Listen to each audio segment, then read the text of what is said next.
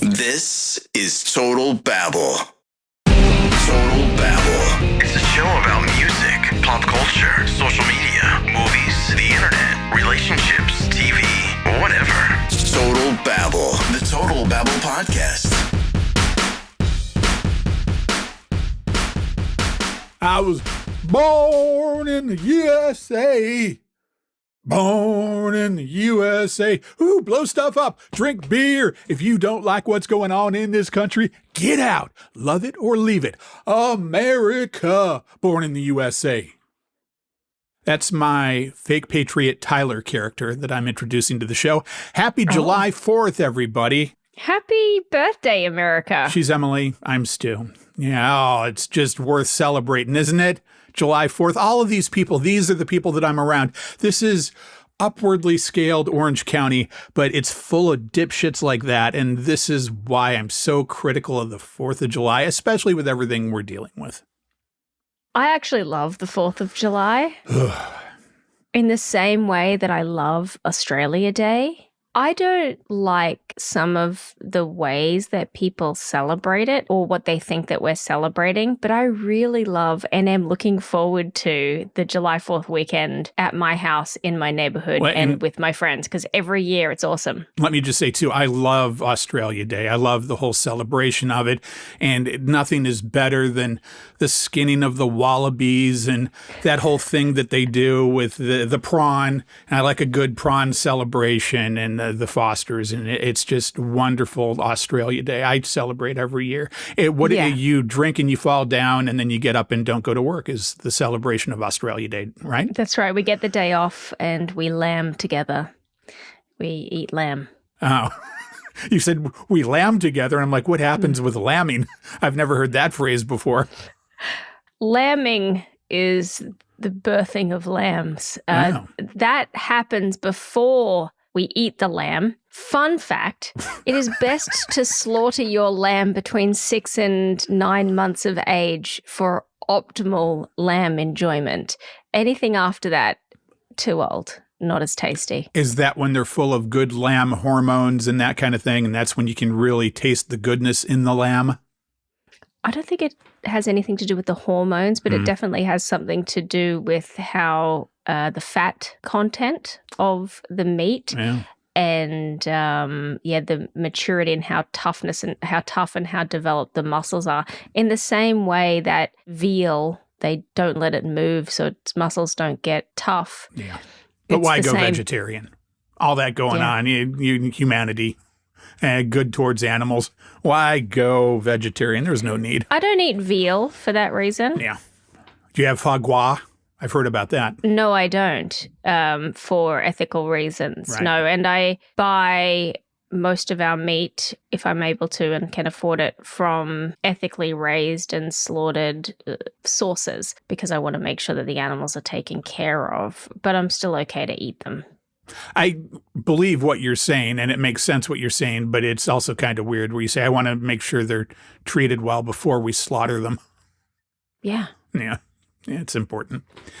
Yeah, so, 100%. 4th of July, and also let me officially say, fuck Lee Greenwood, that shitty song, God Bless the USA, fake patriot bullshit. I had to play that shitty song on a top 40 station during the Gulf War. Every single hour, the program director forced us to play that shitty song, and I hate it, and sometimes I would forget to play it because it's terrible, and it's fake.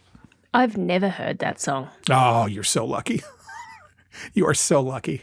If you said you're having kind of a bad day, just know deep in your heart that you've never had to endure that goddamn Lee Greenwood song. You're a step ahead. Great. Go me. Yeah. I feel very happy. I like blowing things up on July 4th. Fireworks are banned in my home country. Yeah. For many reasons. Mostly because they're just fucking dangerous. So one of my favorite things to do when I meet people who have interesting jobs like EMS workers is ask them about the craziest bullshit that they've ever seen and, which day don't you look forward to? And almost unanimously, any emergency services workers, their least favorite day of the year, July 4th. Yeah, people are blowing limbs off. And in your country, as we saw fire is really a bad thing. Didn't you guys have a fire that burned for like 2 years or something? Fire, flood, not famine yet, drought. Yeah, the whole landscape oscillates between the animals that are trying to kill you and Mother Nature.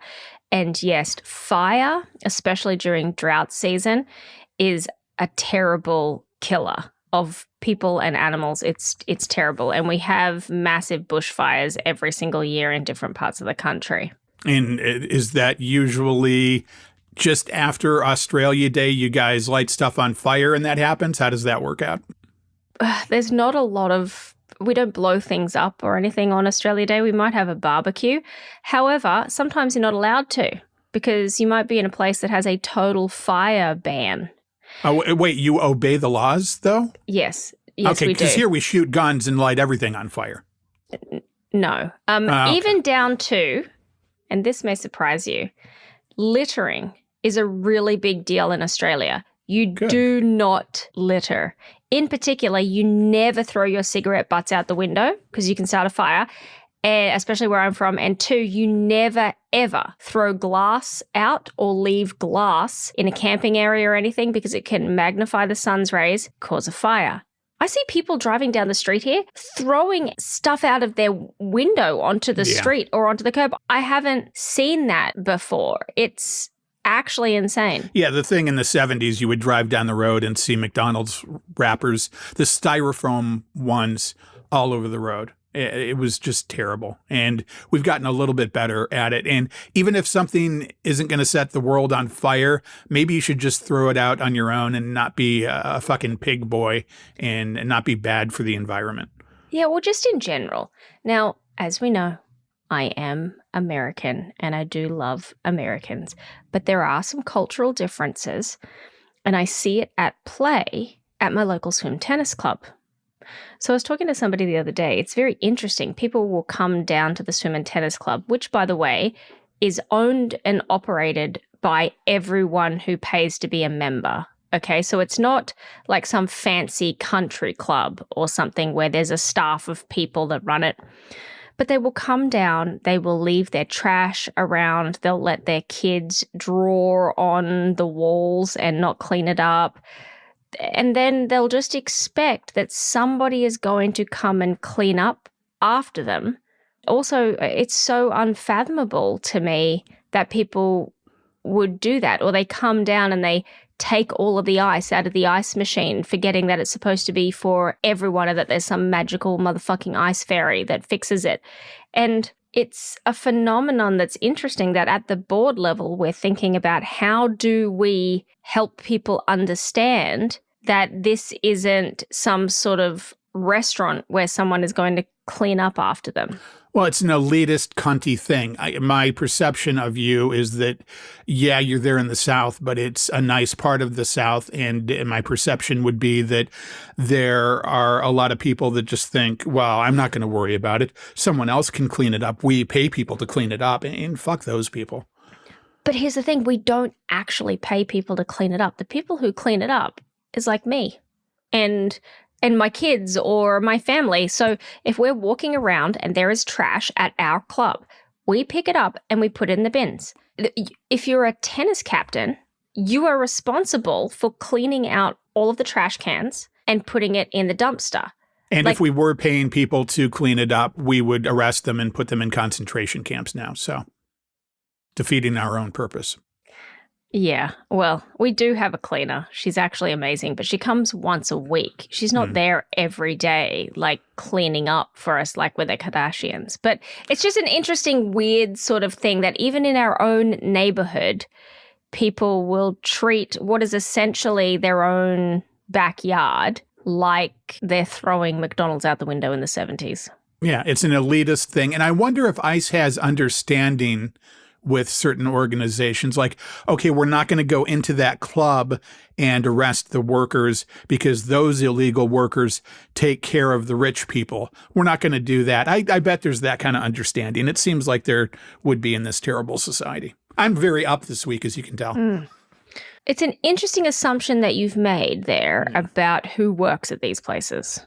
Yeah, well, they're usually not paying white people to do that. Usually, at least where I live, it's all brown people. But then I also see them arresting brown people. So how are they determining who's the good brown people and who's the bad brown people? And I would think that they don't want to arrest the brown people that are directly taking care of the rich white people. So where I am, lots of the clubs, they actually employ the youth in and around the neighborhood who could be any color of the rainbow, but at least 50% are white kids. Okay, well, that's good. Because of the mix. So it's very community minded, and lots of these jobs, they hire kids who are in high school. A lot of them are summer type jobs because that's when the pools are open. And so that's beneficial. Our cleaner is actually an African-American lady who lives in the neighborhood, and she's been doing it for more than 10 years. But I know that in California, a really good example of what you're talking about was the fruit pickers. Do you remember when they rounded them all up? Yep. And then Trump's big plan was to essentially allow them to stay in the country if they would agree to be slaves and be tied to the orchard from whence they came. I don't know. Yeah, I mean, that's what we're headed towards. That's what we want. Oh, my God. It's so fucking crazy.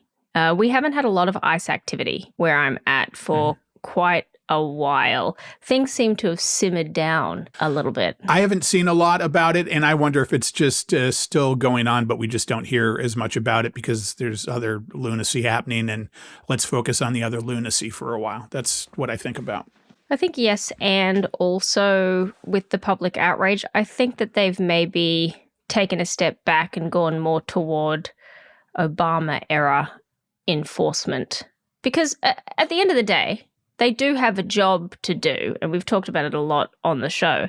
The problem was the indiscriminate racism and the way that they were going about the work that they were doing and throwing out decades-long agreements that we have with violation of Fourth Amendment. That's my biggest issue. You know, all of these sorts of things. I'm for enforcement of immigration. It's just not in the way they're doing it. Exactly. Yep. I think we're in violent agreement there. And my hope is that they are getting back toward doing what they're supposed to be doing, but in a way that we accept as Americans. I think that's going to happen, and it's going to happen not because anybody is doing the right thing. It's going to happen out of fear because they're going to be afraid that they themselves are going to be prosecuted, and there's going to be a lot of that. And I want to find that fucker that killed Renee Good, and his ass should be in jail for the rest of his life. And I'd be kind of okay if he was in jail for the rest of his life and maybe tortured a little bit. I've said before, are prosecuting him. Did they find him finally? Well, yeah. I mean, they knew who he was and that kind of thing, but I didn't hear there were indictments against him. And they just released the discovery documents and that kind of thing in the investigation into it. I haven't read them, but that's my understanding, is that they're in the process.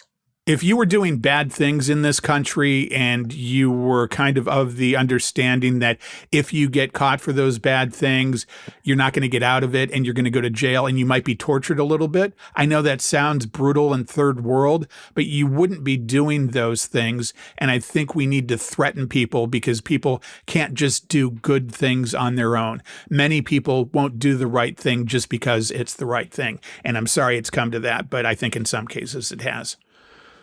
There will always be people who will still do it. And my casing point here will be the Philippines and the zero tolerance on drugs, which are punishable by the death penalty. Yeah. But it's drastically reduced. Yeah. If you feel real threat towards yourself, most sane people are not going to do that. Totally. Yeah. All right, on with the topics of the week. We have many things to talk about. We talked about the FCC going after ABC last week, and that had just happened. It's basically like they are going after The View because of a whole situation where they had James Tallarico on in equal time and just nonsense and bullshit. And ABC is running commercials to say, hey, help us. We are fighting this ludicrous FCC. And I told you that I would find the commercial and play it. And that is a task. I called ABC in New York and LA, and you couldn't even get to a person. And then I randomly dialed extensions and left voicemails for people, and nobody ever got back to me. And I had to find somebody that had taken the clip from TV and then pull that off of YouTube to get the actual commercial. So here's maybe the first real commercial we've ever played on the show. I had this idea for a show. Different women, different points of view. The View has welcomed your favorite guests and covered the issues you care about for nearly 30 years. Now, the FCC wants to control who is allowed to appear on the show.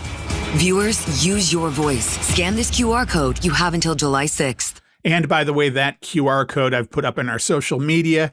And as it said, you have until July 6th. So if you haven't done it yet, scan that and you go in. And it's a little bit of a thing. You have to enter the number of this thing to the FCC. And when you enter the number, it comes up in a pull down. You have to click that pull down and then fill out the rest of it. And just tell them that you support The View having on whoever they want. Because if you want to get into this bullshit of equal time, all those Fox News little talk shows that they have, those breakfast shows, those are just one-sided opinion. And it doesn't seem like the FCC has any problem with those whatsoever. It's the people that are on the other side that they seem to have an issue with. And I don't think that this needs to be regulated at all. But if we're going to regulate it, let's regulate the fuck out of all of it and at least have it be fair. And The View isn't even pretending to be a news program. It's literally a bunch of But they're having birds. to say they are now to get an exemption from this. That's the point. They talk about news. So if you talk about news like they do on Fox, then they should be exempt. Yeah, I think they should be exempt. But it's so ridiculous. And also choosing Tallarico versus Crockett as the platform, but they're Republicans and they are fighting and they're saying that equal time should apply to the two Democratic nominees. By the way, this is all stale now because Tallarico won. Yep. So it's just backward-looking bullshit. And hopefully he wins the main race in November. What a great blow to those turds that would be. But that's what I'm looking forward to. This is the way they're going after ABC. It's all they have to go on. And it's weird that they're also supporting Jasmine Crockett, allegedly, but they don't care. They just want a way to go after ABC because somebody on the FCC, the one good woman, sent an email publicly to ABC and said, they're going to go after you if you keep letting them go after you. And this is a thing that is going to go on unless somebody takes a stand. And ABC is finally taking a stand. Here's, let me find this, Patton Oswalt. Oh, yeah. Patton Oswalt was talking about Trump being a bully, and this plays right into this. This is from a few weeks ago, but it's him, I think, on Sirius XM, just talking about Trump and the way he and the FCC, but not specifically the FCC, operate, and it makes complete sense. People are learning very quickly, and it's with every bully. If you kowtow to a bully, they instantly disrespect you, and then they want more. If you fight back, they disrespect you and look for somebody weaker to go after. Whoever has stood up to Trump ends up profiting.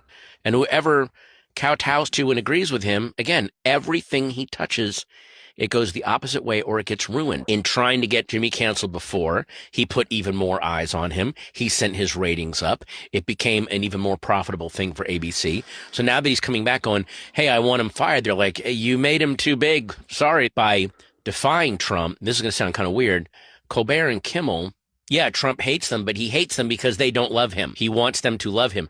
And then the minute they love him, he has zero respect for them because deep down he hates himself. You just have to stick with your guns and just go, yeah, this guy sucks. In the long run, it will pay out. So again, please go find the QR code, scan it, and voice your opinion by July 6th. It's important for the freedoms of our country, especially in this week. Heard from unofficial producer Scott once again. And by the way, I'm the one that gave him the name unofficial producer Scott. And it's just such a mouthful. He's a friend, and I call him unofficial producer Scott because he's listened to every single show we've ever done. And unofficial producer Scott is a mouthful. So I think I'm just going to start calling him UPS. So he'll be UPS from now on. So when you hear that, you'll know. Perfect. He texted and said, I doubt this could be a topic on your show. Wrong. But I am fascinated with all the jobs Emily has had. Yesterday, she mentioned public speaking. In the past, something about managing a rock band. Unofficial producer Scott wants to know, what about the fun jobs that you've had and fun experiences during those jobs? Do you have an encapsulated fun little rundown of that? First off, I guess we could go with the band manager thing. People ask me about my career a lot, and I often describe it as Baby out of Dirty Dancing, which is I like to help people. And so I'll often end up in crazy situations just because I help someone carry a watermelon. I remember that one. Yeah. And so that is what happens a lot of the time. So I ended up managing bands because I'm very organized and I used to be a designer, and I had a friend whose brother was in a band. And then I would design posters for them and album covers and that kind of thing. And then they wanted to try and book gigs. And this is before the internet. And so I would call places and book for them and yada yada. It just snowballed. This was like late 90s, early 2000s. I ended up being a band manager as well because I would negotiate door cuts and ticket prices and everything. And a lot of the guys that I would manage, they weren't comfortable in that environment. And then I started booking tours where I'd get multiple bands together and then we'd go on tour together around the country and all those sorts of things. So that was super, super fun. And that band was AC/DC. Ha ha! In Excess, Rose Tattoo, A Meal and the Sniffers, Midnight Oil. It was one of those, wasn't it? It was not one of those. There were smaller local bands, but all bands that did get radio time and that kind of stuff. A lot of them don't exist anymore. But there was a lot of fun. That was a lot of fun and made a lot of great friends. But it's not the kind of lifestyle that I aspire to. Literally having, rules like no groupies in the van and having to tell people that they can't come back to our hotel and, slapping drinks out of people's hands. And you've got kids now. That wouldn't be good. Yeah, no, this was a long time ago when I was much, much younger and single. Did you ever take a cricket bat to a TV like in Spinal Tap? Ha! No, not me. But I 100% did see people smash up things, smash up guitars, smash up hotel rooms, flip over milk crates. There's a rock dude thing that does that because they think they should do that, and that's what rock dudes do, right? Yeah, a little bit. Yeah, there's a little bit of that. However, I think my biggest takeaway from all of that time is that by and large, this concept of rock bands and people in them that we have in our minds is not really true. Most of the musicians that I worked with, they also had real jobs, friends, family, really nice people, down to earth who just loved making music. And like most people, never quite made it big. Although there is one guy, and I can't give it away because then everyone will know who I am, but there is a man who I did work with who is now very famous in alt country, both here in the United States and in Australia. And he is somebody that I really love, and I'm very proud of him. He's like one of the hardest working guys in the industry. Is it Chris Stapleton? It is not. Because to me, Chris Stapleton is the only dude that matters in country. It is not him. He is not Australian. But there's that. My first ever job was driving a forklift. Jesus Christ. I used to work in my family business. Is that hard to do? How are the controls? Are they logical? Forward, back, up, down? Does it make sense to drive? Okay. It does. It makes sense to drive it. It's all on the gear tree, I guess. But Could you drive a forklift today if you needed to? Yeah, I think so. Are you willing to try for a show bit? Sure. However, it would be unlikely that someone would let me get on their forklift without retaking the ticket. There are rules. But yes, I mean, if you can get me a forklift, I can figure it out. I'm going to start working on that. Yeah, do it. But when I was younger, 13 years old, I used to load trucks at my family business with a forklift. Jesus. What did your family do? Distribution. So trucking company. Okay. Yeah. And so I'd also do things like stack and wrap pallets all of that type of thing. The first radio ad I ever wrote was for my family business. And this is all before I actually got a career. I have been working since before I was 13. I've been working since I was 12. And then I worked a lot. This is part of why you and I get each other, I think, and why I say we're both type A. I started working when I was 13 years old and haven't stopped since. And I've never been fired from a job. I don't know how I'm that lucky. I should have been fired a bunch of times, but I haven't. But yeah, ever since I was 13, I'm like, okay, let's go. I want to do my own thing. I want to do my own thing. Exactly. Yeah. So I would take any and all job. I would do anything. Like I've worked as a dish pig in bars and restaurants. I've been a gaming manager, you know, running games and stuff in poker. Like in casinos? Yeah. Wow. Mm-hmm. I also know you wore a duck's head for a while. I was a children's entertainer. You may laugh, but I was a costume character for a traveling infotainment group where we would sing and do choreographed dances and go around to daycare centers and teach them about things like sun safety and swimming between the flags. When you did that, what percentage of your job got to be, oh my God, I'm so tired of dealing with screaming, whiny kids? Did you get to that point, or were you okay with it? I was okay with it. You had a very limited amount of time that you could be in the suit because, you know, those big costume characters at like Disney or whatever, it was like those. So imagine I'm in like a Donald Duck costume or whatever. I've imagined that myself many times. Yeah, I bet. But we didn't have fans or anything. So we would wear swimsuits underneath and we could only be in there for a maximum of an hour. And it was me and 3 other people. And we would go to daycare centers and most of the kids would love us. The other 25% would be just fucking terrified and be screaming and freaking out. But that was a lot of fun. I got that job straight out of high school and it was just a casual thing that I might do 2 or 3 times a week. You said it was you and 3 other people in one suit?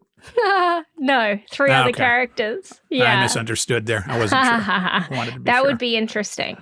Yeah. Okay. But those are some of the fun jobs that I've had. And this is all sort of before I got my career, which I've now been doing for 20 odd years. And you did TV news for a while, I think, too? That's right. Yeah. So like on the spot or anchor, or what did you do?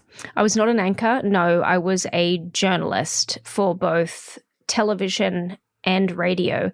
And I did long format news as well. So I worked for the Australian Broadcasting Corporation and I would do things like Australian Story. I'd help with producing that show, doing research, going out and interviewing people. And then I did the 7 p.m. news for a while as well, where I'd go out, do the report, and then it would, you know, the segment would be played on the news. I hated that was job. Probably a while ago, and I don't know if it's even the same now, but now in news, there seems to be a very exploitive, make it stupid and sexy and bloody to get people to watch. Was that there in Australia back then, or was it different? I think it was different back then, but there was still definitely a divide. So some of my really good friends are still journalists, but for the commercial stations, right? So I worked for the ABC, not a commercial station, epitomized more by human interest and hard news. And so kind of like NPR here, that kind of thing? Exactly. Okay. So that's who I worked for. And this was right around the time where news started to move to the internet. And it was right before the 24-hour news cycle began. So I wasn't encumbered by a lot of that. However, some of my other friends went into commercial news where it's all tans, tits, and teeth. Yeah. And I would think that we are the leaders in that worldwide. It would seem like we really started that here in this country, and it seems to have spread everywhere.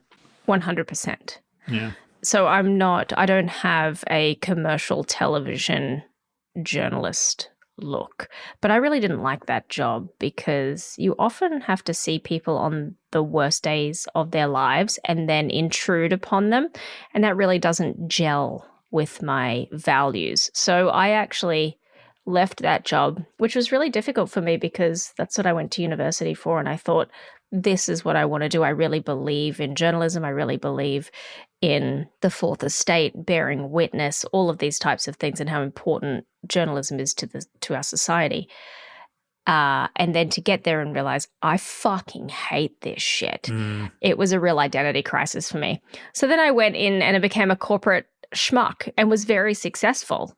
Became quite well respected in the industry, and I've been doing that for more than 20 years, which is kind of funny. The thing that I hate about what you were talking about there, and I still see it today, especially in this country, and really it's only this country, I don't see that much news from around the world, but there will be a natural disaster. Somebody's home has just been washed away, and the dick reporter will say to somebody standing there, "You just lost your home. How do you feel?" Like, oh my God, you're gross. Get out of the business. Be a human being. Oh my God. Exactly. I would find myself compelled to just like get in and start helping people versus taking photos of them. Or it was the whole asking questions. I think being there and taking photos or taking footage is different, but getting in their face with a microphone and also angling for the people who are crying, the most tragic things. This is what I need to get out of this, and here we go. Exactly. I really didn't like that element of it. And here's a weird question, but I go through life, honestly, with imposter syndrome. I have imposter syndrome about basically everything I do, even stuff that I'm good at. I feel like, well, somebody is better at it, so somebody's going to discover I'm an imposter. Do you ever feel that way in your life? Have you ever felt that way with all the different jobs you've had? Yeah, absolutely. And I think that's part of what makes me very good at what I do, which is thinking that I can always improve. And I think it's true as well that there is always somebody there who is better. Maybe not wholesale, but in different elements. And that's a good thing. It can drive you. Yes, and it can inspire you to be better, get better. My goal isn't to necessarily be the best. I love to win, but the only person I'm really in competition with is myself. Is your goal to be best? Because we've been directed by Melania, and that is how we should go. Exactly. I was about to say I am inspired to be best. Yeah, okay. Every day I wake up, look at myself in the mirror, give myself an affirmation, a positive affirmation. I just dead ass eyeball myself and just say, be best, bitch. I'll do that, and then I'll put on the jacket that says, I don't care, do you care? And then I'll just walk around town. Yeah, exactly. What about you? So you mentioned that you sometimes get imposter syndrome. How does that play out for you? It is just something that I constantly battle, and it does drive me, and it makes me be not as confident sometimes when I should. And I know where it comes from. It comes from a shitty childhood, but oh, boo-hoo. So many people had shitty childhoods, and I think it's what most of us deal with. And it's something that I am conscious of and try to work around. And I'm like, okay, I'm feeling this way now because this, and I know I can do this, and I know I'm good at this, but am I really? It's the kind of internal thing that happens. Yeah. Okay, so side quest. It's related, but it's a story about something that I faced at work last week. So I went into this meeting with some senior executives from a big tech company, and I was feeling a little bit nervous. And even though I could do this in my sleep, I was feeling a little bit nervous and maybe some of that imposter syndrome. You know what cured me? This motherfucker, after everything he would say, almost like a punctuation point, would say, does that make sense to you? Oh, fuck you. So condescending. Yeah, exactly. Does that make sense to you? Ugh. And at one point I said, yes, that makes a lot of sense to me. And they kept trying to like over-explain things. Yeah.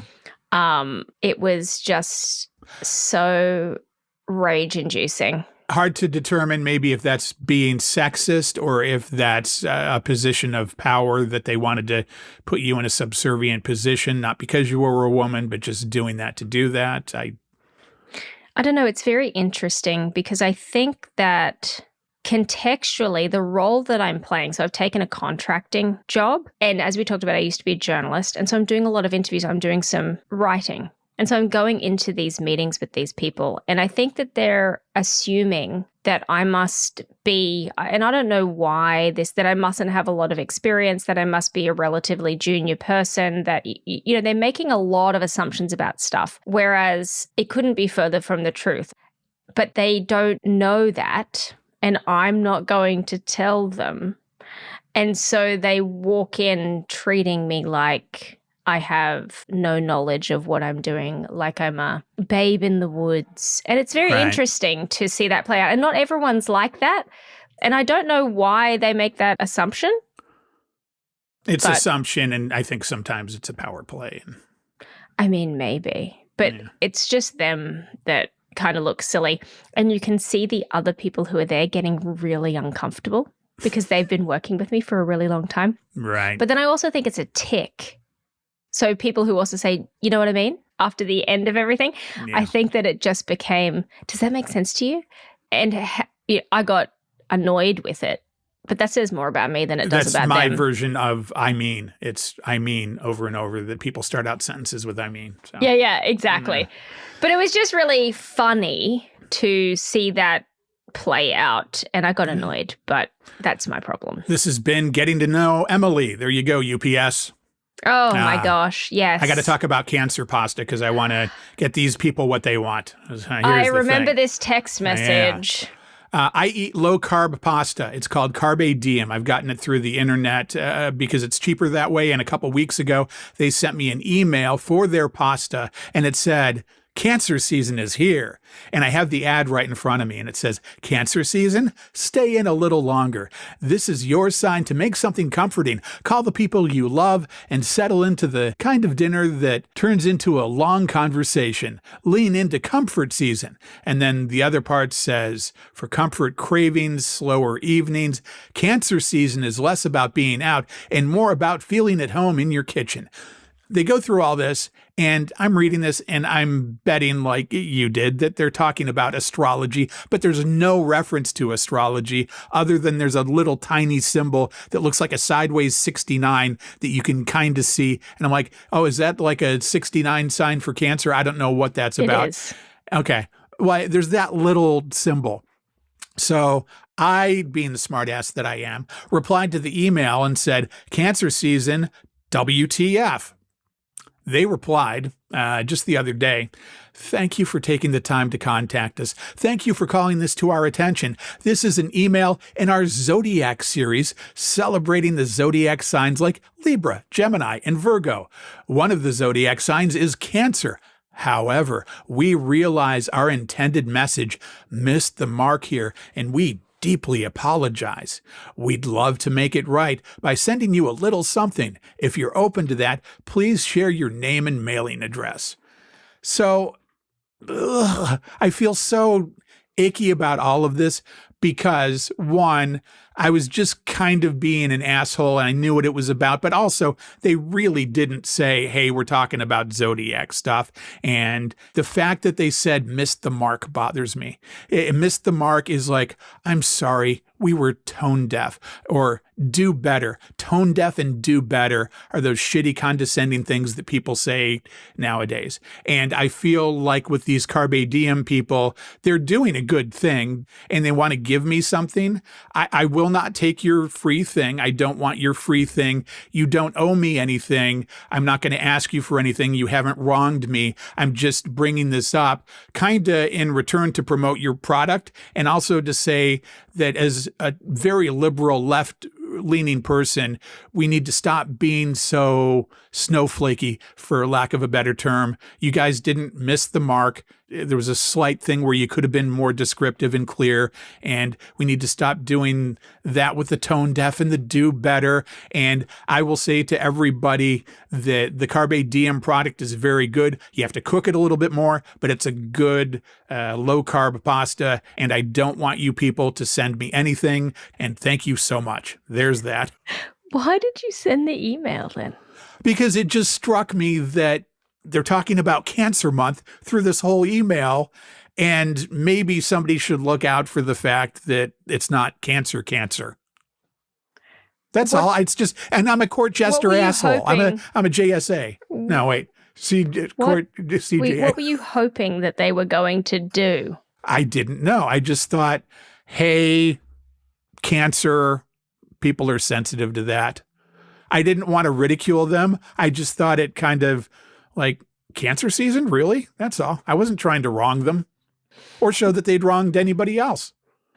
No, but the world that we live in is such that they have to take emails like that. They have to assume the worst tone in that email because next someone will be trying to cancel them, and I'm using air quotes in my mind, on the internet and writing bad reviews because not because they've missed the mark, but because the reader has missed the point. Well, and don't be tone deaf. Well, I think, don't be tone deaf. I think that epitomizes a lot of the insanity that you're talking about, right? Which is there are two parts to a message, right? There's the encoding and the decoding of the message, and the two different ends are responsible for that. Just because someone misunderstands something doesn't necessarily mean that the message that was sent was wrong, but it is so peak whatever we've got going on here that if someone's like, oh, I'm offended, or, oh, I don't get that they make a big deal of it like it's... Now they're owed something. Yeah, now they're owed something. 9 times out of 10, if somebody tells me they're offended, I don't care. It's a choice to be offended, I think. And then they sent me a follow-up email that wanted me to evaluate the reply that they'd given me to their email. And I said, hang on, I'll have something for you soon. So this is that. I'm going to make a clip of this and send it to them and say, I enjoy your product and thank you very much. I was just being kind of silly. Kind of glib. And I think this also maybe speaks to how much you like the product because you feel like you're close enough to the product and the people that work there to just make a little joke. Yeah. And hey, on guys. the opposite end of things, and we need to get to this quick because I know you have to go. T-Mobile is the worst goddamn company in the country. They're terrible. They inherited me from Sprint. I was on Sprint so long ago, and I was supposed to have $25 a month in cellular service for everything. And then T-Mobile bought them. And when you buy a company, you're supposed to inherit their contracts and their liabilities. But T-Mobile didn't really do that because I had a monthly rate increase last year. And that wasn't supposed to happen. But that monthly rate increase I kind of went with, and that wasn't supposed to change for 5 years guaranteed. Well, now it's in the news that they are jacking up my rates and a bunch of other people's rates by retiring the plans that we are on. So if you don't want to give people the deal that you promised them and you said wouldn't change for 5 years, you just retire that plan and require they get a new one. And I don't care if it's $1 more. If they do that, I'm going to disconnect, and everybody else should disconnect too, because they're a shitty, dishonest business. And it's a thing of, well, if you don't like the game, we'll change the rules, and they can suck my ass brutally. I told them I would go to Mint, but then I found out that Mint is owned by T-Mobile, and I have to look at U.S. Cellular, and they seem really good. I called U.S. Cellular, and I talked to a person that I could understand, and when I was screaming at T-Mobile, I hung up the phone, and then they had a senior manager call me back in 30 minutes, even though I didn't ask for it, and I said, you're going to have somebody else call me back, because wherever you're calling me from, I cannot understand you. I'm not trying to be a racist fuck. I just genuinely cannot understand what you're talking to me about right now. And I understand that you're frantic because me and half the world that you're fucking is very upset with you right now, but I can't understand you. You're going to have to call me back. And they didn't call me back. That was supposed to be yesterday. So I'm going to cancel them, and everybody else should cancel them too. Suck my ass. And I would like to say, too, that I am the originator of suck my ass. My brain's bouncing all over the place right now as I get. A lot of people recently I've been noticing are adopting the suck my ass. And I said suck my ass decades ago. I have witnesses to this. And I would just like a little bit of proper credit.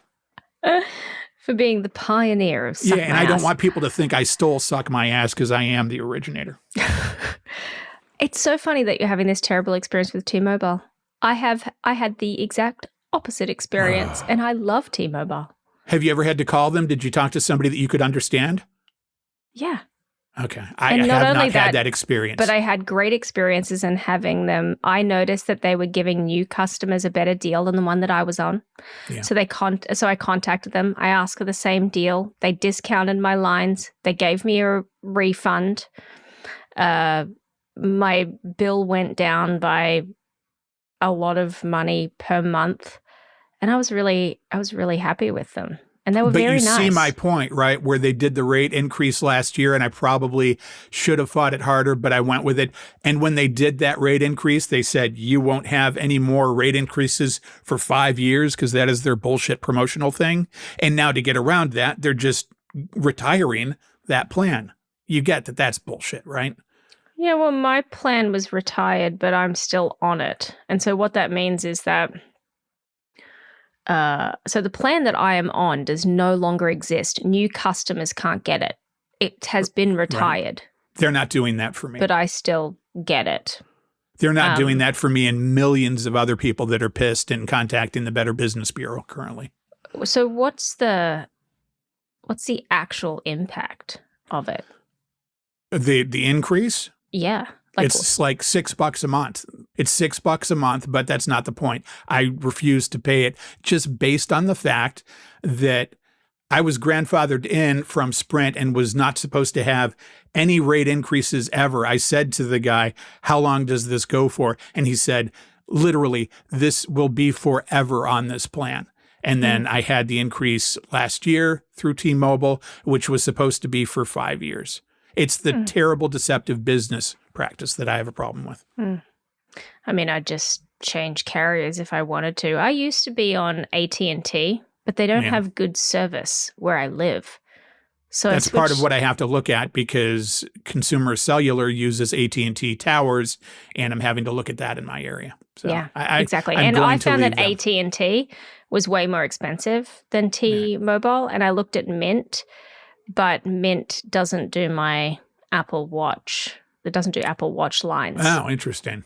So, well, I just found that to be so shitty, and they're a terrible company, and I'm sorry you like them. I really am. I'm devastated that you like them, but that's okay. We can have differing opinions. we can. Let's see. Do we want to do this? Yeah, we can do this. We have a couple minutes. Idiot of the week. You hear there's a great white shark in the area. What do you do? I mean, there's a difference between what do I do and what do other motherfuckers do. Well, what do you do? Well, I get out of the water. Oh. You don't specifically go to the beach and paddle out to look at it? You don't do that? I don't paddle out, but I might. Oh, that's another thing that I didn't mention for UPS. I used to be a surf lifesaver. So if there are sharks in the area, you actually get out in the IRB, which is the inflatable rigid boat, and you chase the sharks. So back in my clubby days, I would have gotten in a boat and chased a shark, but I would not have ever gotten out there on some sort of paddleable thing, well, like a that's surfboard. what this person did here. And I'll play this news story and you can look at your outline because I sent you a screenshot of this. Yeah. It's a drone shot of this here. Some terrifying moments for two paddleboarders as a great white shark was spotted on drone video stalking behind them. This happened off the shore of Santa Barbara yesterday. The pair said they had heard of a shark sighting in the area and then they went out to try to find it. So, yeah, they went out to try to find it specifically, and there's these people on a paddleboard and the drone shot, and the shark is swimming behind them, and they don't really realize it, and the shark's kind of swimming around like, yeah, I could eat. I'm a little bit interested in some lunch, maybe. What's going on here? The woman's uncle sent up a drone to try to help find the shark and point the paddleboarders in the right direction. Maybe it was the wrong direction. When they got back to land, they were shocked to find they didn't find the shark. The shark found them. Dun, dun, dun. We paddled pretty far out because we went to the drone and then he said that he saw something and that we had to head back to shore right now, but I didn't see it because I was just looking forward paddling. Now, did she strike you as smart, just listening to her voice? I mean, she just strikes me as young. She might young be and smart. dumb is kind of what I'm going with. And Yeah, maybe inexperienced. I don't know about dumb, but maybe just young, which then could lead to inexperience. judgy, but in my mind, you paddle out to look at a shark, you're dumb. But yeah, It young depends for on sure. the other thing too is it depends what type of shark. Okay, It's a great white. was it? None more ferocious. It was. They identified that there was a great white shark in the area, and they decided to paddle out and look at it. Yeah, but I mean, I'd paddle out to look at a reef shark. Hell, I've gone snorkeling with them. Great white, no. Yeah. What's the other one? That's the one that's the nurse shark. Yeah, I'll go look at a Grey nurse nurse. shark. Who cares? Yeah, friendly. Puppies of the sea. So I didn't know what he saw, how big it was, so we just went straight back, but that was a little nerve-wracking. A little bit. Yeah, so again, to review, they're on a paddleboard, two of them, and they're looking for the shark. Kayla went out twice to try to find the shark. She says she would go and do it again, and she hopes she can find an even bigger shark next time. Okay. All right, stay safe. And that's how that ended. And just be smart, people, especially during this 4th of July. Don't go looking for sharks. Don't blow up your hand. Don't be an idiot.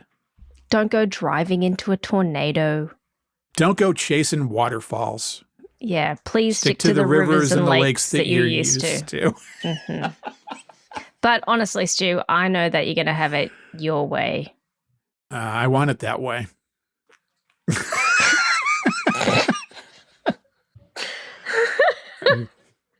Backstreet's back, all right? Oh my God, that's exactly what I was about to say. Telling you. But then I was like, no, that's so obvious. I was going to say, Backstreet's back. All right. I was going to do that, and I didn't know if it was the same band, and then I just went, fuck it, go with it anyway. It's gonna be May. Yeah, they play that every May, and it really worked. Why don't we play that? Ought to be the official song of May, is what that ought to be. It should be. It's gonna be May. It's gonna be May. But it is still. Actually, no. We've just waved and said adieu. Waved goodbye, said adieu to Pride Month. Yeah, and it should really be all the time. And it should be all the time. But I am glad that we have a month for it. What is July? What is this month? It's like National Apple Month or something stupid. They have all those dumb things. Who cares? Who cares? It's an excuse for organizations to get together and have seminars and talk about selling apples or whatever they do. Yeah, it's an excuse to overly commercialize around a holiday that should be celebrating something important, but instead we commercialize the shit out of it. Yeah, I bet there's a National No Drunk Driving Month, which is important because you don't want to end up like this person. Shut the hell away from me. That's what happens when you drink and drive and crash into somebody. Yeah. If you drink and drive, you're a bloody idiot. You should look up that ad. That's an Australian ad. If you drink and drive. Literally a bloody idiot. Literally a bloody idiot. Everybody have a good 4th of July. Make fun of the stupid people. Have a great time and stay safe. Don't strap things to your back and wear roller skates and try and propel yourself like Wile E. Coyote. Strap on what? Fireworks to your back. Don't do it. You think I'm joking? This was a story that an EMS person told me, that she had to go and deal with some people who had strapped giant fireworks to their back and stood over a bridge and over a body of water, and they thought that they were going to be able to fly. But instead what happened is they burnt themselves beyond recognition and nearly drowned when they fell off the bridge. America. Is there a picture of them in midair holding out a sign that says, yikes? No, but that's probably what was going through their minds. That would be appropriate. Totes apropes. Shut the hell away from me. Wile E. Coyote movie. Shut the hell. Wile E. Coyote movie, I think, is coming out in a month or two. Anyway, we should go. Yeah. We should go. You be hang safe. Up. Be no, unsorry. You hang up. No, you hang up. No, you hang up. Okay, you know how this goes. Like us, subscribe, tell your friends, write a nice review, engage with us. We're Total Babble on Instagram, on Facebook, on Threads, and on Blue Sky. Email is show@totalbabble.com. The Total Babble Podcast. I like blowing things up.